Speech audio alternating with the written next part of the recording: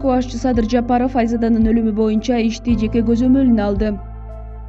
АЖО өлкөдө эпидемиологиялык кырдаалды турукташтыруу милдетин койду. Бишкек шаарында мектептер жана бала бакчалар жабылбайт. Ош шаарында 100 орундуу бала бакчанын курулушу башталды.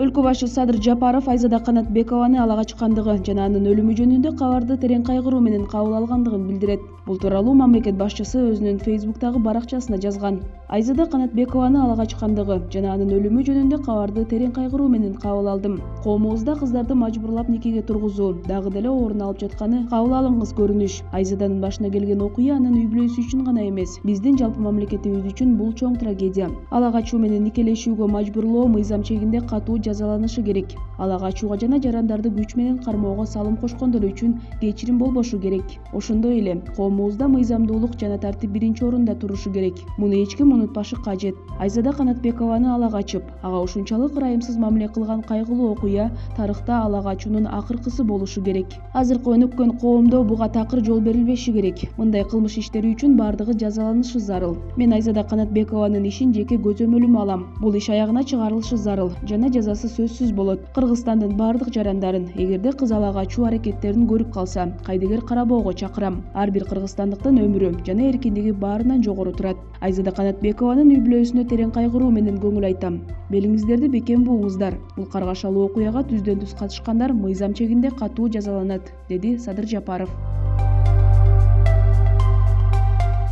Ош шаарында жергиликтүү бюджеттин эсебинен 100 орундуу бала бакчанын курулушу башталды. Бул тууралуу Ош шаардык мэриясынын басма сөз кызматы билдирет. Маалымат кылайык, бүгүн 8 апрелде Ош шаарындагы номер 30 Айданек балдар бакчасына кошумча 100 орундуу бала бакчанын курулушу башталды. Мэр Таалайбек Сарыбашев бала бакчанын курулушуна кыш коюп, куруучулардан кабар алды.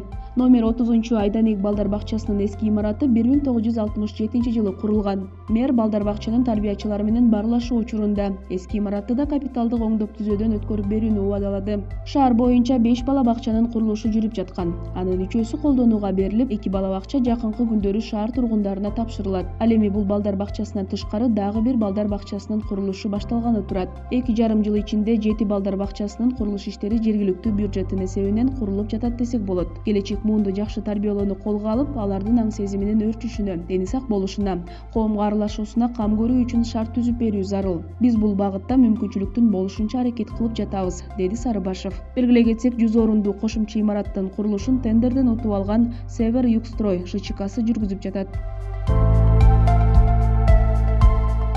Бүгүн 8 апрелде өлкө башчы Садыр Жапаров учурдагы өлкөдөгү эпидемиологиялык кырдаал боюнча ыкчам жумушчу кеңешме өткөрдү. Бул тууралуу президенттик аппараттын басма сөз кызматы билдирет. Кеңешмеге өлкөнүн бардык областтарынан, саламаттык сактоонун аймактык мекемелеринин жетекчилери катышты. Республикадагы азыркы күндөгү эпидемиологиялык кырдаал жана аны жакшыртуу, турукташтыруу боюнча зарыл чаралар талкууланды.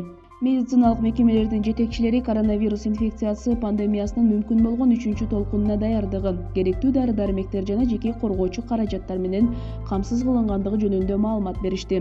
Өлкө башчы Садыр Жапаров медициналык мекемелерди дары-дармектердин запасы менен жетиштүү камсыздоо жана аларга кошумча койка орундарды уюштуруу милдетин койду. Мамлекет башчысы ошондой эле коронавирус инфекциясын жуктурган учурларды эрте аныктоо боюнча иштерди күчөтүүгө көңүл буруп, тест системалардын кошумча партияларын сатып алуу маселеси тезинен карап чыгуу зарылдыгын баса белгиледи. Кеңешменин жыйынтыгында коронавирус инфекциясынын мындан ары жайылышына каршы күрөшүү жана өлкөдөгү эпидемиологиялык кырдаалды жакшыртуу боюнча конкреттүү сунуштамалар менен тапшырмалар берилди. Бишкек шаарындагы мектептер жана бала бакчалар жабылбайт. Буга чейин кандай режимде иштесе, ошол бойдон иштей берет. Бул тууралуу мэриянын билим берүү башкармалыгынын жетекчиси Элмира Иманалиева билдирди. Маалыматка караганда, окуучулар 12-13 апрель күндөрү гана онлайн режимде окушат. Себеби бул күндөрү шайлоодон кийин мектептерде дезинфекциялоо иштери жүргүзүлөт. Ал эми шайлоо участкалары катары иштеген бала бакчалар 8 апрелден 14 апрелге чейин жабык болмокчу. Эске салсак, буга чейин мэрия Борбор калаадагы бала бакчалар кайрадан жабылып, мектептер аралыктан окууга өтө турганын билдирген.